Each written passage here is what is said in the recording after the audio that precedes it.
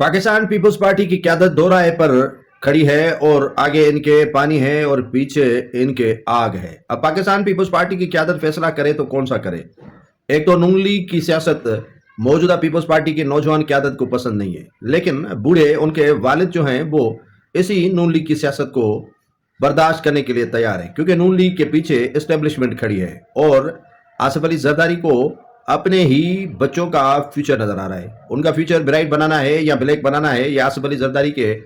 हाथ में फैसला है। आसफा भुट्टो जरदारी के लिए भी सोच रहा है आसिफ अली जरदारी, और बिलावल भुट्टो जरदारी के लिए भी सोच रहा है आसिफ अली जरदारी। अब यूथ जो है वो नून लीग से दूर जाना चाहती है, लेकिन उनके वालिद गिरामी और सदर ममलिकत आसिफ अली जरदारी जो इस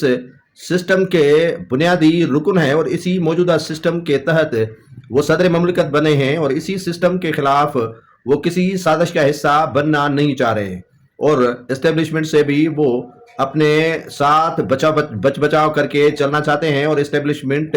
भी नहीं चाह रही है कि इस वक्त तनाव खड़ा हो। लेकिन आसिफ अली जरदारी के बेटे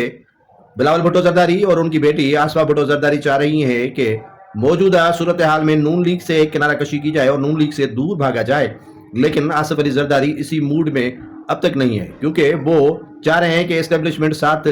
चलेगी तो इक़्तिदार भी होगा, मज़े भी होंगे और सिंध में चौथी मरतबा क्या सातवीं मरतबा भी इक़्तिदार उनको ही मिलने की तैयारी बकौल आसिफ अली जरदारी के हो रही है।